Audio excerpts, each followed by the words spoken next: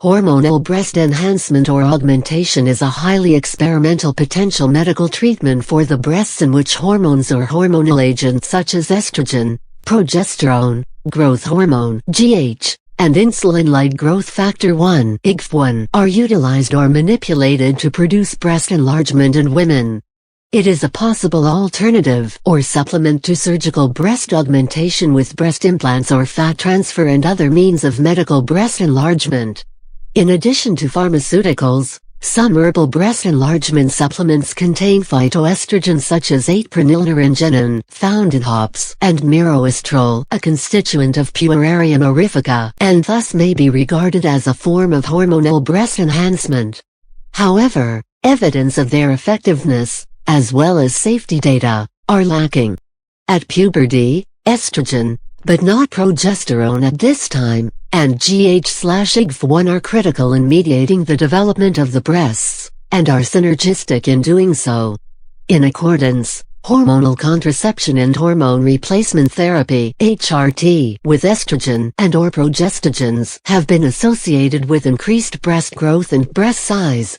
Moreover, a trial of hormonal breast enhancement in 45 young women with very high doses, 80 mg/injection of intramuscular, bioidentical estrogen in the form of estradiol polyphosphate, a slow-releasing estradiol prodrug, for 6 months found that only the women in whom an increase in IGF-1 levels occurred after 4 weeks, 46.7% of subjects experienced a significant increase in breast size, 824.3 mm to 898.5 mm. This is in accordance with the established fact that both estrogen and IGF-1 appear to be essential for breast development, and when present together, are synergistic in mediating it. The administration of estrogen to women with Turner syndrome, who normally do not develop breasts due to hypogonadism, results in normal pubertal breast development. Estrogen and GH are often combined in Turner syndrome. Estrogen in combination with GH or IGF-1 has been employed safely and effectively to improve bone density in women with anorexia nervosa. Trans women who are treated with estrogen experience normal pubertal breast development similarly to the case of girls with Turner syndrome. However, they generally show a smaller final breast size in comparison to their immediate relatives, 1 cup size less on average. This is perhaps due to the fact that most trans women do not commence HRT until adulthood, which is of relevance, because GH/IGF-1 levels significantly and progressively decrease after normal adolescent puberty, from late adolescence/early adulthood and thereafter. As such, synergy of estrogen with GH/IGF-1, and by extension, maximal breast development potential, may be reduced. Systemic administration of GH or IGF-1 causes mammary hyperplasia, enlargement of the mammary glands, in animals. For example, in a study of aged female rhesus macaques, treatment with GH alone, IGF-1 alone, and the combination of GH and IGF-1, were found to produce mammary gland hyperplasia and increased mammary gland size and epithelial proliferation by 2-fold, 3- to 4-fold, and 4- to 5-fold, respectively, changes that were directly correlated with serum concentrations of GH and IGF-1.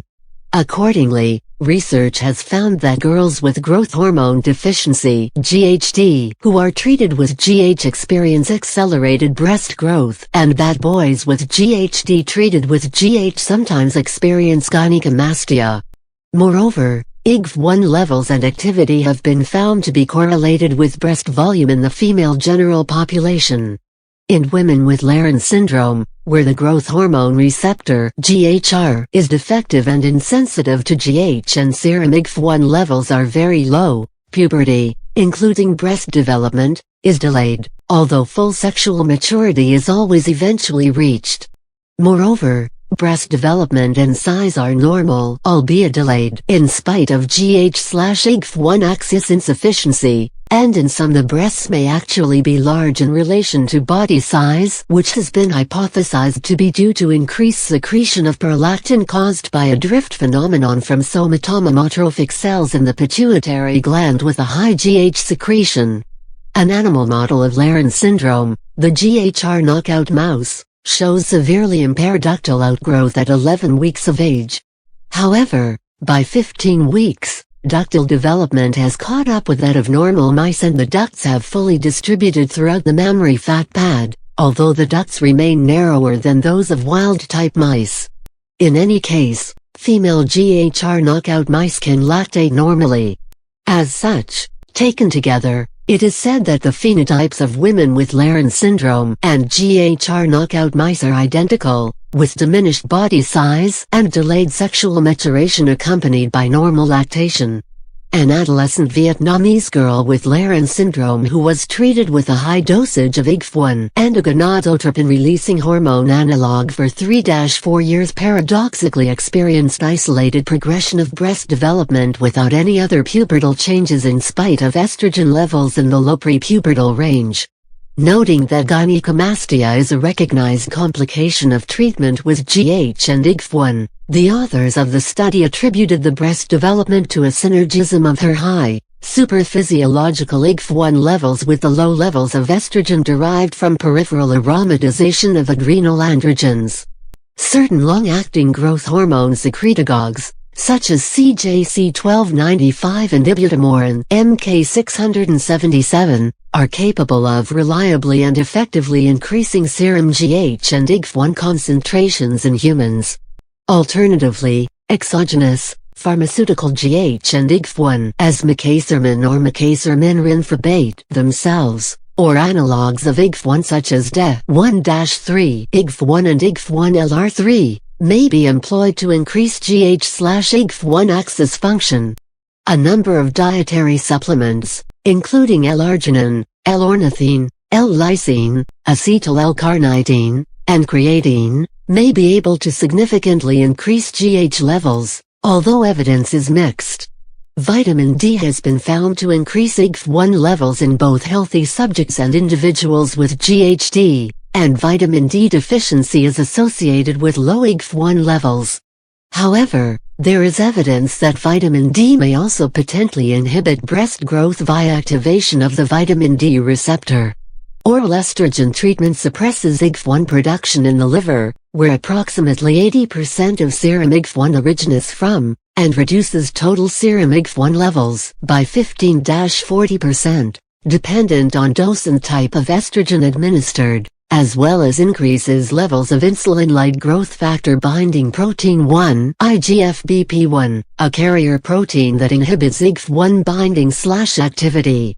This results in a state of functional GH resistance, as GH induces IGF-1 production and secretion in the liver to mediate most of its effects, with combined oral estrogen and GH being less effective in evoking the clinical effects of GH relative to GH alone in clinical studies of individuals with hypopituitarism/GHD. In contrast, treatment with combined GH and transdermal estrogen has been found not to decrease IGF-1 levels or increase IGF-BP1 levels. As such, estrogen administered via other routes of administration that bypass the liver, such as transdermal in the form of estrogen patches, sublingual, intranasal, intramuscular injection, and subcutaneous injection, may be significantly more effective than oral estrogen. Progesterone and non-androgenic progestins, such as dydrogesterone, do not affect serum IGF-1 levels regardless of route of administration. However, androgenic progestins, such as 19-nortestosterone derivatives like northesterone and levonorgestrel and others like, to a lesser extent, medroxyprogesterone acetate (MPA), when taken orally, induce IGF-1 production via activation of the androgen receptor (Arkansas) in the liver. However, at the same time, androgens potentially inhibit estrogen action on the breast, such as by suppressing ER expression in breast tissue, and this action would be expected to likely cancel out any benefit. In accordance, a single small clinical study found that the addition of oral MPA to estrogen in trans women undergoing sex reassignment therapy did not result in increased breast size.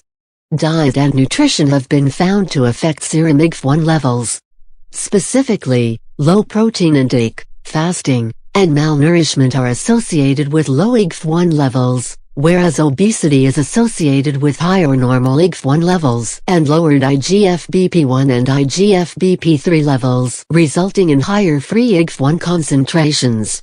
In addition, milk consumption and circulating IGF-1 levels have been found to be positively correlated. Aside from diet and nutrition, exercise has also been found to significantly increase GH levels. Androgens, such as testosterone and dihydrotestosterone (DHT), powerfully suppress the action of estrogen in the breasts. At least one way that they do this is by reducing the expression of the estrogen receptor in breast tissue. In women with complete androgen insensitivity syndrome (CIE), who are completely insensitive to androgens and have only modest levels of estrogen 50 pg/milliliters, the relatively low levels of estrogen are capable of mediating significant breast development, and the breast sizes of CIE women, on average, are in fact actually larger than those of non-CIE women. In males treated with antiandrogens, gynecomastia, enlargement of the breasts in males, and mastodynia, breast tenderness/pain, commonly occur. Antiandrogens, for instance spironolactone, are also known to cause breast enlargement and mastodynia in women. Some examples of widely used and highly potent antiandrogens include cyperterone acetate and bicalutamide. Cyclooxygenase 2 (COX-2) overexpression in mammary gland tissue produces mammary gland hyperplasia as well as precocious mammary gland development in female mice, indicating a strong stimulatory effect of this enzyme on the growth of the mammary glands. These effects appear to be downstream actions of increased activation of the prostaglandin EP2, EP3, and EP4 receptors, but not the EP1 receptor, in mammary gland tissue, which in turn results in the potent induction of amphiregulin expression, a critical growth factor involved in normal mammary gland development. In addition, agonists of the epidermal growth factor receptor (AGFR), the molecular target of amphiregulin, induce COX-2 expression in mammary gland tissue, potentially resulting in a self-perpetuating cycle of growth amplification by COX-2. This mechanism is closely related to formation, growth, and spreading of cancers with poor prognosis, and is in accordance with the fact that long-term administration of aspirin, a COX inhibitor, as well as of other COX-inhibiting non-steroidal anti-inflammatory drugs (NSAIDs), have been found to slightly reduce the risk of breast cancer in women. It is notable here that breast growth/size and breast cancer risk are positively associated. Taken together, these findings indicate that COX-2 inhibitors, such as aspirin, ibuprofen, naproxen, paracetamol, acetaminophen, and celecoxib, may suppress growth of breast tissue.